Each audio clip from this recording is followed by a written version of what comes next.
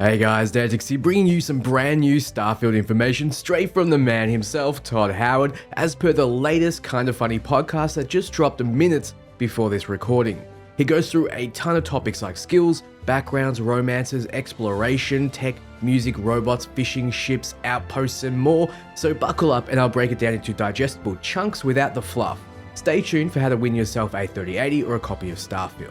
Alright, let's get right into it and start with backgrounds.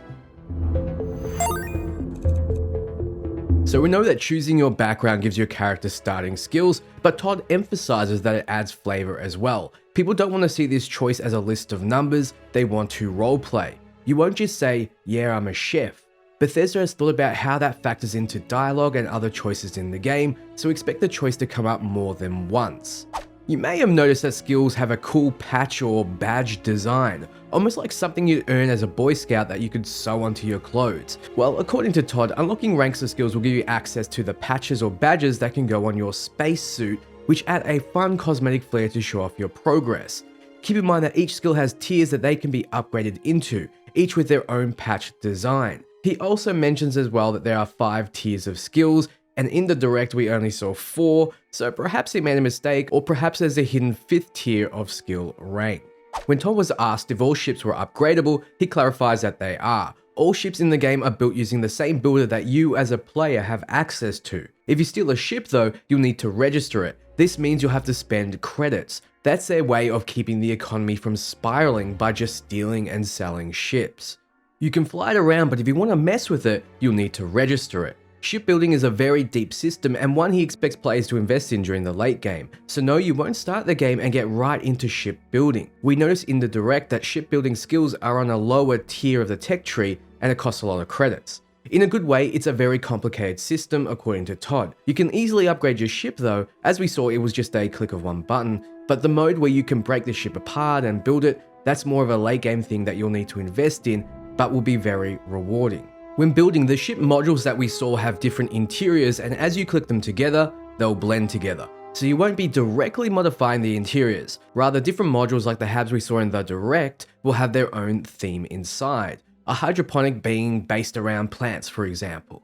When asked about faster than light travel, Tom mentioned that the grav drive is really just shorthand for gravitation loop field array. It bends space in front of you to travel faster than light, so the technology to travel through and communicate through space is well explained in the game and in the lore. When asked if there was any form of space fishing, Todd asked back what classifies as fishing. Is it just collecting fish, killing fish? Then when asked if the game would have a rod to fish in water, Todd clarifies that no, there won't be fishing in Starfield, but that lends weight to the thought that we will be killing fish like aliens or alien fish, or at least cooking and eating fish of some kind. Then Todd responds to the dreaded empty planets question. If there are 1,000 worlds, what's stopping them from being empty? Todd mentioned that he wanted to give you a ton of planets because they wanted to give you that choice. He felt like you'd want that in a game like this. First, it was technically if they could pull it off. Could they make all these planets and make them believable on the screen? Todd confirms that it's procedural, there's no way they're going to handcraft entire planets, let alone 1,000 of them. But what they do is handcraft a ton of locations. Some of those are placed specifically, like main cities and quest locations, but then they have a bunch of them that are generated or placed when you land depending on that planet. Bethesda are pushing the science, but about 10% of planets have life on them.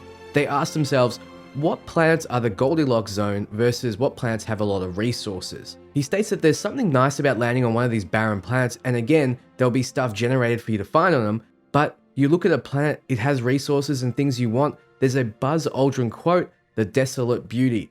There's a certain beauty to landing on one of those planets and feeling like the only person to have ever landed on it. So if they generate too many abandoned bases and things to find, it starts to feel too gamey in some of those locations. So they're very happy where they dialed it to, and it functions according to the planet you're on. So yes, there'll be procedural content, but yes, there will be handcrafted stuff placed on it. When asked about biomes, Todd states that there are a lot. They look at things like temperature and radiation that you need to have a proper suit for. You can get certain ailments if you're not ready, and certain weather can come through and wreck your day. I did suspect sandstorms and the like, but it seems like this is clarification of a weather system that impacts the player. There are planets that have one type of biome, think Tatooine, and there are planets that have a whole bunch. The creatures and plants match with the biomes. Planets also have traits for you to discover. usually geological things that are inherent to those planets, making it more unique from another. Also, if you fully survey a planet, meaning all its flora and fauna, the data is actually worth a lot of money. So there's a whole exploration part of the game that rewards you for doing so, with cold hard cash you can spend on new ships and upgrades. Some people were worried there'd be no reason to explore. Well, here it is. You could be on a planet where the creatures get dangerous and aggressive. Todd mentioning that he's seen a predator creature kill all peaceful creatures in an area, and as they were walking through, they were asking, gee, why are they all dead? And then he realized something dangerous was in the area. So yes, creatures can attack each other and have their own AI and conditions. When asked if there's land vehicles or if we can mount creatures, Todd answered no. Sorry to say, guys, this is one of the most asked questions I get as well. Todd said that they designed it so it felt good to travel on foot, but they also have the boost pack and a bunch of skills around that makes it really good to traverse with. So it ends up feeling like a vehicle, especially in lower gravity areas. You can play solo without companions. There are traits like we saw with the introvert trait, and there are also skills that lean into it as well. When asked if they would leave on their own, the answer was that it's based on the choices you make, and they can get angry with you, but he didn't clarify if they would leave or not. But he did mention that the relationship with the companion will change. You can leave your companions behind, you can assign them to random places alone, you can tell them where to go, and you can assign them to ships that you're not using. There's a ton of things you can do to your companions that you don't want around.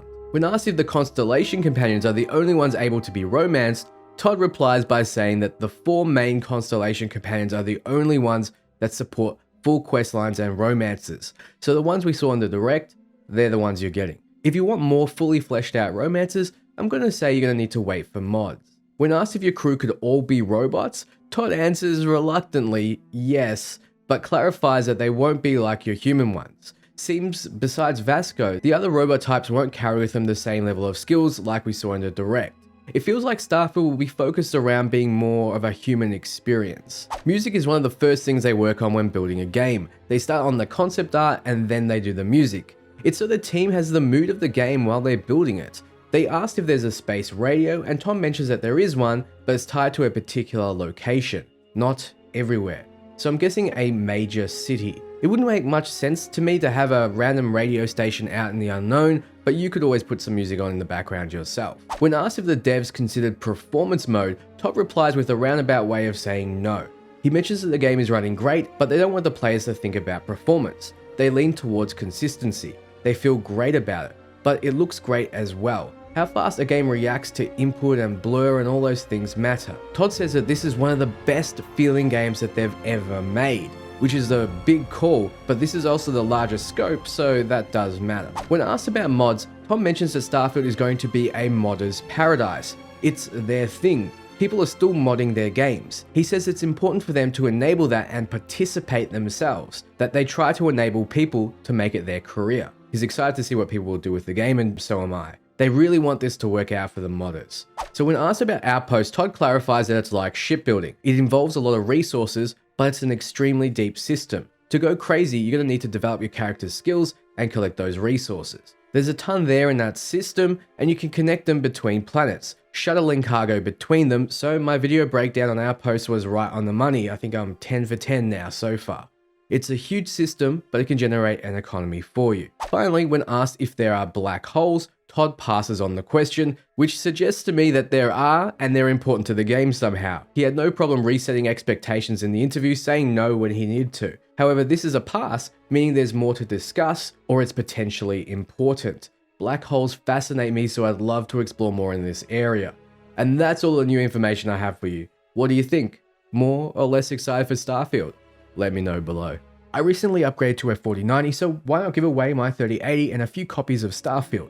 If you want to be in the running, all you need to do is be subscribed, hit the bell, and like and comment on my Starfield videos. For more entries, do the same on other Starfield videos or check out my Twitter and Discord. The winner will be chosen using RNG, so more entries give you more chances. Best of luck and thank you so much for watching. I'll be covering the game more than anyone else, so be sure to stay tuned. Ciao friends.